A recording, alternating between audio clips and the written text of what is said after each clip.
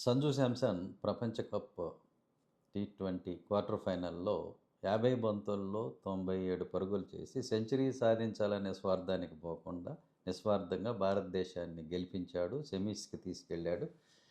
దానికి అందరూ కూడా అభినందనలు తెలియజేస్తున్నారు. మనం కూడా అభినందనలు తెలియజేద్దాం. సంజు శాంసన్ స్ఫూర్తితో ఇప్పుడు నేను మాట్లాడేది ఏమిటి అనంటే, చాలామంది అంటారు రిజర్వేషన్‌లు మీకు ఆటల రిజర్వేషన్ ఏంటి? దానిలో మీకు రిజర్వేషన్ ఇవ్వాలా అని చాలా చెత్త మాటలు మాట్లాడతారు. మేము అడిగేది రిజర్వేషన్ కాదు నాయనా, మాలో ఉన్న ప్రతిభని తొక్కేయద్దని చెప్తున్నాం. దానికి తగిన గౌరవం, ప్రాతినిధ్యం ఇవ్వమనే చెప్తున్నాం. సంజు శాంసన్ 2 టీ20 సెంచరీలు సాధించిన తర్వాత అతన్ని జట్టులోంచి ఎందుకు డ్రాప్ చేశారు?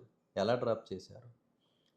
అలాగా సచిన్ తెండూల్కర్‌కి గానీ, రోహిత్ శర్మకి కానీ, అభిషేక్ శర్మకి కానీ చేశారా? సచిన్ తెండూల్కరే 99వ సెంచరీ నుంచి 100వ సెంచరీకెళ్ళడానికి మధ్యలో ఎన్ని ఇన్నింగ్స్ తినేసాడో మన అందరికీ కూడా తెలుసు. ఆయనకన్నీ అవకాశాలు ఇచ్చారు, ఇవ్వద్దని నేను అంటల్లా. కానీ 2 సెంచరీలు సాధించిన ఆటగాడిని తర్వాత మ్యాచుల్లో ఎందుకు డ్రాప్ చేస్తారు? మరి దాన్నేమంటారు? అవకాశాలు ఇవ్వటమా? తొక్కేయటమా? అది వద్దని చెప్తున్నాను తప్పితే, మాకు అవకాశాలు ఇవ్వండి అని మేము అడుక్కోవటంలా. ప్రతిభ లేకపోయినా ఇవ్వండి అని మేము అడుక్కోవటంలా. ప్రాతినిధ్యం వహించే హక్కు మాకు కూడా ఉంది అని మేము చెప్తున్నాం. ఇక ఇదే విషయం మన ఎజెండాకొస్తే దళితవాడ పంచాయతీ గాని, మరి దళిత క్రైస్తవులకి దళిత హోదా గాని, అలాగే దళిత సోదరులందరికీ కూడా దళిత బిడ్డలకి, చదువుకున్న వాళ్ళకి ఎలాంటి గ్యారంటీ కానీ, వడ్డీ కానీ లేని రుణాలు 2-5 కోట్ల వరకు ఇవ్వాలని మన 3 డిమాండ్లతో మనం అనేక మందిని కలుస్తున్నాం. అనేక బీసీ సంఘాలతో, వివిధ రాజకీయ పార్టీలతో మాట్లాడటం జరుగుతుంది. వారందరికీ కూడా మనం చెప్పేది ఒకటే. ఈ ఎజెండాని మీరు అంగీకరిస్తేనే మనం ఏమన్నా మాట్లాడటానికి ఉంటుంది. ముందుకెళ్దాం. లేదు అంటే నేను మాట్లాడడానికి ఏమీ లేదు అని చెప్తున్నా. అలాగ మన ఎజెండాని అంగీకరించిన అందరితో నేను మాట్లాడుతున్నాను. కాపు సోదరులు మన ఎజెండాకు మద్దతు పలికారు. వారికి ధన్యవాదాలు. బీసీ సోదరులు కూడా ముందుకొచ్చారు. త్వరలో మీరు చూస్తారు ఆ రిజల్ట్స్ కూడా.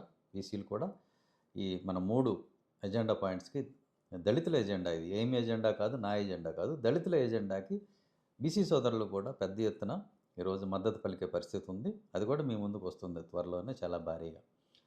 ఆ విధంగా సమాజంలో అన్ని వర్గాలు ఈ డిమాండ్‌ని ఆమోదిస్తున్నాయి. దీన్ని ఎవరు ఆపలేరింక. కాబట్టి బాబాసాహెబ్ అంబేద్కర్ చెప్పినట్లుగా అందరికీ అవకాశం రావాలి. అణగారిపోయిన వర్గాలన్నిటికీ కూడా వారిని వారు పరిపాలించుకునే అధికారం, న్యాయం చేసుకునే అధికారం రావాలి. అదే నేను మాట్లాడాను. కాపు సోదరుడు ముఖ్యమంత్రి కావాలని నా ఆకాంక్ష వ్యక్తం చేశాను. అదేవిధంగా బీసీలకు కూడా ముఖ్యమంత్రి అయ్యే అవకాశం రావాలి. అలాగే అంబేద్కర్ వాదాన్ని నమ్మే మాదిగ సోదరుడు కూడా ముఖ్యమంత్రి కావాలి.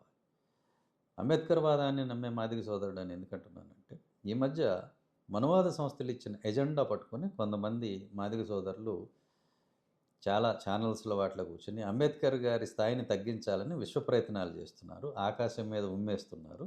అది వాళ్ళ వల్ల అయ్యేది కాదు. కానీ అలాంటి వాళ్ళు కాకుండగా విశాల భావాలు ఉన్నటువంటి అంబేద్కర్ ఐడియాలజీని ఆమోదించే మాదిగ సోదరుడు కూడా ముఖ్యమంత్రి కావాలి. ఎందుకంటే మాల కులం నుంచి ఆల్రెడీ దామోదరం సంజీవయ్య గారు 2 సంవత్సరాలు ముఖ్యమంత్రిగా చేశారు. కాబట్టి అంబేద్కర్ వాదులంటే అందరికీ న్యాయం చేసేవాళ్ళు, న్యాయం కావాలని కోరుకునే వాళ్ళే తప్ప తమ స్వార్థం చూసుకునేవాళ్ళు కాదు అనే విషయాన్ని మనం ప్రూవ్ చేద్దాం. ఈ సంజు శాంసన్ స్ఫూర్తితో మరొకసారి మనం అందరం కూడా ముందుకు పోదాం. అందరికీ జై భీమ్. సంజు శాంసన్‌కి మరొకసారి మనందరి తరఫున శుభాకాంక్షలు. Thank you.